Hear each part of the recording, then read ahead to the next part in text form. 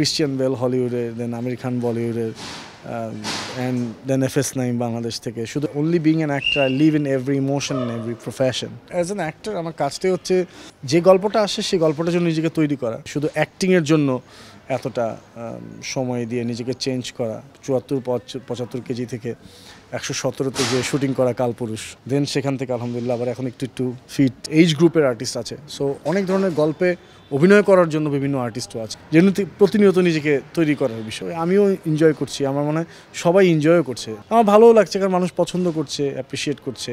চ্যালেঞ্জিংয়ের থেকে বড় কথা হচ্ছে কি, এখন সারা পৃথিবী আমাদের কাজ দেখে। মানে এমন না শুধু আমরা হলিউড কিংবা বলিউডের কাজ দেখি, এবং সারা পৃথিবীর বিভিন্ন ফিল্ম ফেস্টিভ্যালে আমাদের কাজগুলো যাচ্ছে, আমাদের শিল্পীরা যাচ্ছেন, ডিরেক্টররা যাচ্ছেন। সো আমাদেরকে কিন্তু আসলে সুযোগটা তৈরি যেহেতু হচ্ছে সকলের ক্ষেত্রেই, তো সবাই চেষ্টাও করছে এবং নতুন করে অ্যাকসেপ্টেন্স ক্রিয়েটও হচ্ছে।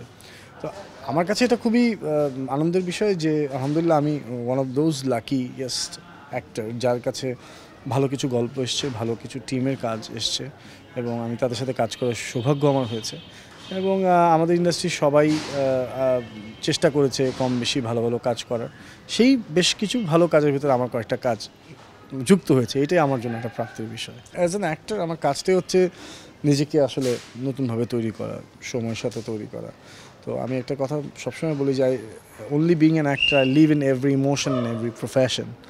সো যে গল্পটা আসে সেই গল্পটার জন্য নিজেকে তৈরি করা।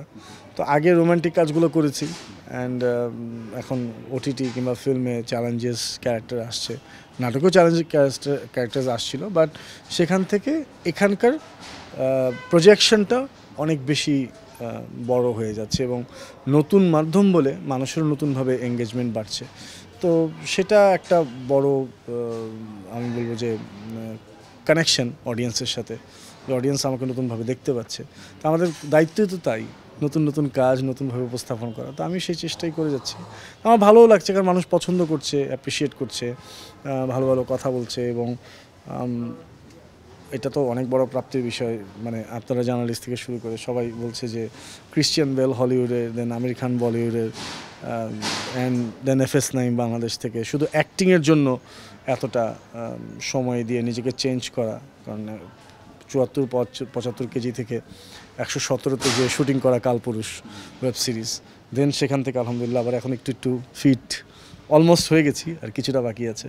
তো এটা আসলে প্রয়াসটা হয়েছে আমার নিজের দেশের সংস্কৃতিকে উপস্থাপন করার জন্য। আমাদের যে গুণী নির্মাতারা আছে তাদের যে স্বপ্নটা আছে, সেই স্বপ্নের সাথে একসাথে পথ চলার প্রয়াসেই করা।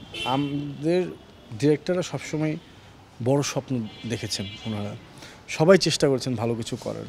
তো ভালোটাই হচ্ছে সবাই, এবং জান দিয়ে চেষ্টা করছে ভালো কিছু উপস্থাপন করার জন্য। তো ভালোটাই হচ্ছে আমি বলবো অবশ্যই। আর হুট করে তো কোনো কিছু ভালো হয় না, সময় লাগে, প্রিপেয়ার্ড হওয়ার বিষয় থাকে। তো প্রত্যেকেই নিজেদেরকে তৈরি করছেন, এবং নতুন নতুন কাজ উপহার হচ্ছে, এবং নতুন নতুন ছবি আসছে গল্পে। সো সব কিছুই পজিটিভ দিকেই যাচ্ছে কাজগুলো। এবং আর্টিস্টরাও এখন অনেক ধরনের আর্টিস্ট আছে, বিভিন্ন এইজ গ্রুপের আর্টিস্ট আছে। সো অনেক ধরনের গল্পে অভিনয় করার জন্য বিভিন্ন আর্টিস্টও আছে। সো সবাই কিন্তু নিজেদেরকে নতুনভাবে তৈরি করছে। তো এই যে জার্নিটাই কিন্তু একজন আর্টিস্ট খুব এনজয় করে, যেহেতু প্রতিনিয়ত নিজেকে তৈরি করার বিষয়টা।